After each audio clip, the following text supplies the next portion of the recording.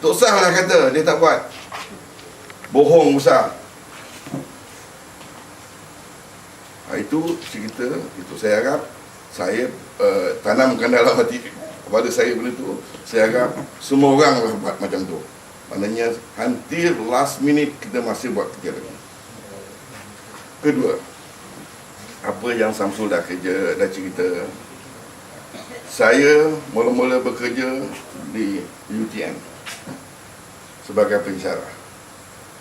Pada masa tu standard education kita memang tinggi. Lulus aja dekat technical college masa tu straight third year, pergi tahun ketiga pergi di University Strathclyde. Hari ni tahun 2 pun orang tak terima lagi. Dia duduk kata our education system is the best. Dia cakap seorang-seorang. Dia cakap seorang-seorang. Cakap tak berlawan. Education kita is the best. Saya tengok anak buah saya. Saya dapat call. Adik saya cakap, oh, anak buah awak ni dapat katanya 12A. Megah lah kita. Anak buah kita dapat 12A. The highest dalam sekolah tu dia dapat. Terus boleh dah pergi buat medical pun di Timur Tengah. Saya tanya lah, itu gini. My conclusion is that kalau dia ambil SPM pada saya, 1A pun mungkin tak dapat. Kalau dia ambil SPM masa saya ambil dulu, 1A pun tak dapat. Sekarang 12A. Ini pada saya memainkan orang kampung. Orang yang tak tahu, budak tu tak tahu arah hari tu. Dapat 12A, tengok itu federal government tak bagi. Tunggu marah. Cocok sana, cocok sini, baru dapat marah bagi. Kalau dulu masa saya 12A tu, kerajaan datang hantar pegawai kat rumah kita. Sekarang 12A kena usaha lagi. Jadi ini ceritanya. Jadi pada saya itulah masalahnya. Kemudian lagi satu, apa yang Samsul katakan, saya cuma boleh terangkan sajalah. Projek. Bagaimana yang kita ni sebenarnya patut lebih kaya daripada apa yang kita ada hari ini. Saya pegang projek. Saya kerja sebagai konsultan dulu. Selepas mengajar di UTM, selepas jadi profesor di UTM, saya keluar pergi ke private sector. Jadi konsultan. Antara projek-projek yang saya buat ialah kereta api daripada Seremban ke Johor Bahru. Itu projeknya. Daripada Rawang ke Perlis. 2 projek.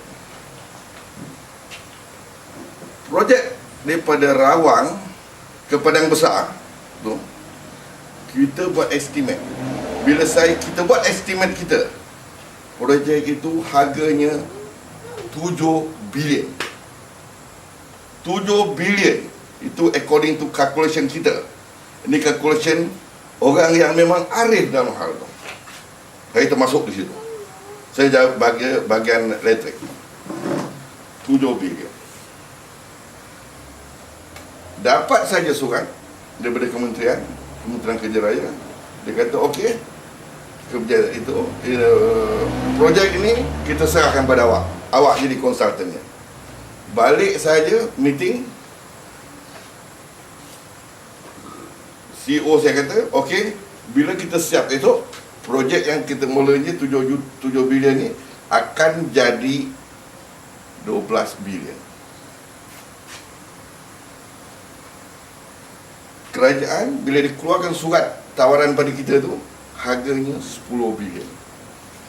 Kita kira mula-mula 7 bilion.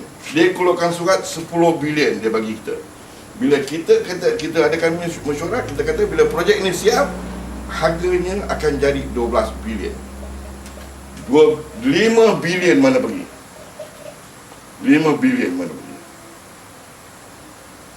Okey, itu bilion besar. Saya jaga buat sekolah smart school, sekolah pintar. Saya design, saya buat 15 buah sekolah. Siap semua. Beberapa buah di Johor, beberapa buah di Pahang dan sebagainya. Bila kita design sekolah itu, anggaran kita ialah sekolah yang patutnya 15 bilion itu boleh disiapkan dengan harga 10 bilion. 10 juta. Yang dia kata 15 juta tadi, kita boleh siapkan dengan harga 10 juta. 5 juta mana pergi?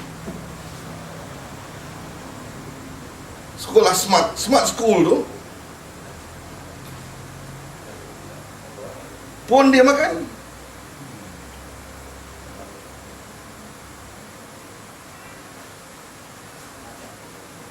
Okey, ceritanya bagaimana? Ceritanya bagaimana? Bagaimana boleh jadi begitu? Siap aja projek, plan, datang tender.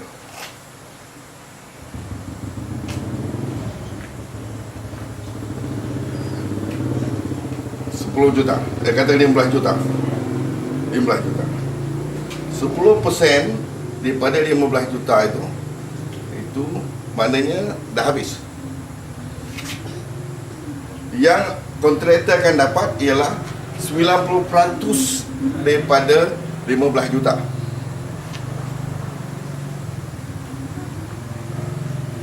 Sembilan 15 kali 9, 120, 12 juta je, 12 juta. Projek 15 juta. Duit yang akan keluar pada kontraktor tu ialah 12 juta. 3 juta habis. Siapa makan agaknya?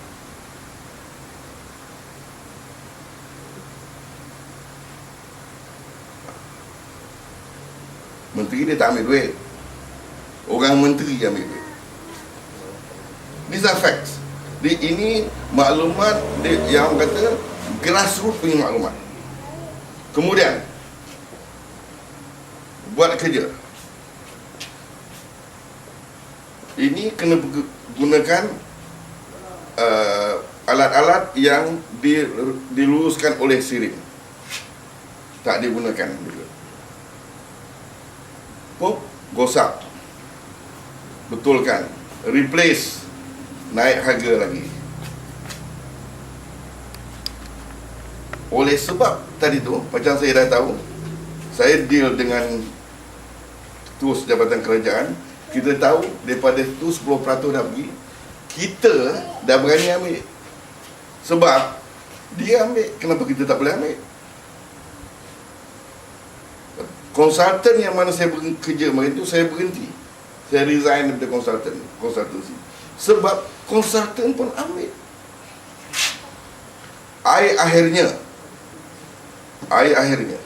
Okey, kita ambil. Kalau orang, mungkin orang tak tahulah, bila kita cakap juta ni, kita pun dah susah nak kira. Okey, daripada satu projek, berapa persen agaknya yang dapat pada kontraktor yang kita buat? Dulu mungkin 30-40%.